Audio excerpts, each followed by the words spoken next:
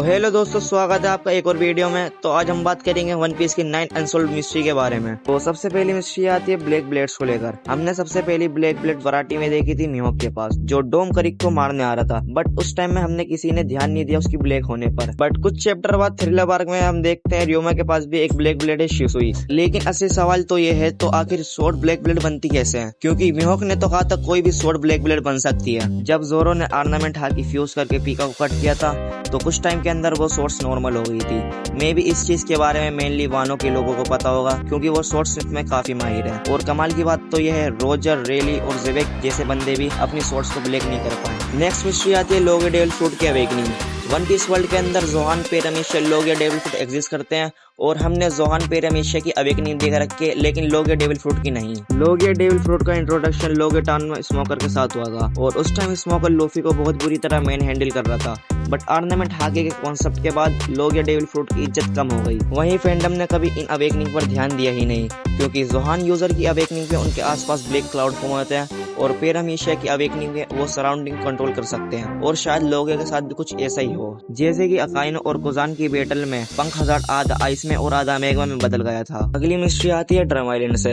अगर तुम्हें याद होगा, जब स्ट्रो हेड फायर ड्रम आइलैंड गए थे, तो वीवी और उसब डेल्टन से कुछ बात कर रहे थे, और डेल्टन उन्हें बताता है कुछ टाइम पहले एक पाइड ग्रुप ने लगभग इस कंट्री को तोड़ ही दिया था। बाद में पता चलता है वो pied group black blade pied थे। अब सवाल ये आता है, तो टीच वहाँ पे कर क्या रहा था? फैंस मानते हैं कि वो चोपर का डेविल फ्रूट चुराने आया था, क्योंकि शायद चोपर फॉरेस्ट वर्ड है। जब उसने डोमे रिवर्स वाले जायंट को पंच मारा था, तो उनका इफेक्ट खत्म हो गया था, जबकि उसने ऑर्नामेंट हाकी का यूज भी नहीं किया था। अगली मिस्ट्री आती है ईमू की। ईमू का फर्स्ट रिवो रेवी आर्क में हुआ था, जहाँ उसके आउटफिट को देखकर लोग उसे एक फीमेल कैरेक्टर समझ रहे थे, और एल्बाफ में हमें फाइनली ईमू का full character design and gender reveal कर दिया गया है। ईमू काफी सारी मिस्ट्री होल्ड करता है, जैसे कि उसकी इमोर्टेलिटी। अगर हम ये मान भी ले कि उसकी इमोर्टेलिटी की पावर ओपे ओपे नोमी से मिली है, और फिर भी वो दूसरों को इमोर्टल बना सकता है अपने डोमे रिवर्स से।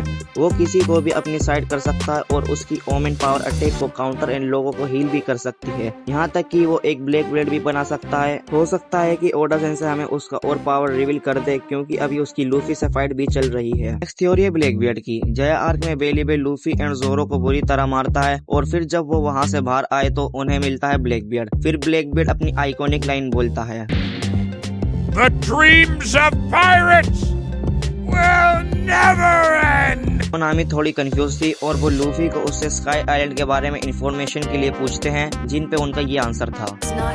Probably they. अब अगर तुमने देखा हो तो ब्लैक बेड के टीथ हमेशा चेंज होते रहते हैं, और बगी ने भी कहा था वो 3 दिन में एक भी बार नहीं सोया। हो सकता है कि उसके अंदर एक से ज्यादा सोल्स हो, या फिर ये कोई मिस्टेक थी ही नहीं। क्या पता लूफी एंड जोर उसके क्रू के बारे में बात कर रहे हैं, जो उसके पीछे छुपे हुए थे। तो अगली थ्योरी का कनेक्शन उसकी सोल से ही है।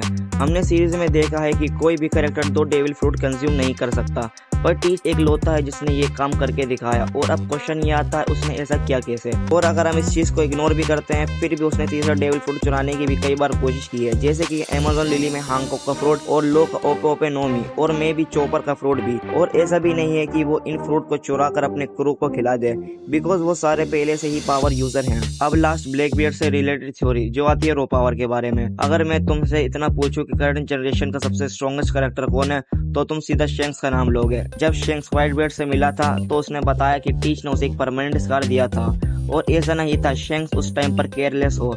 तो फिर उसने शेंक्स को स्कार दिया कैसे? क्योंकि शेंक्स की ऑब्जर्वेशन हाकी पूरी सीरीज में सबसे टॉप नॉच है। अगली मिस्ट्री आती है थ्रिलर बाग से, जो कि आर्क की एंडिंग में हुई थी। जब स्ट्रो हेड पायरेट वहां सेल करने के लिए रेडी हुए थे, तो उन्हें मिस्ट में कुछ अनसील नोटिस हुआ।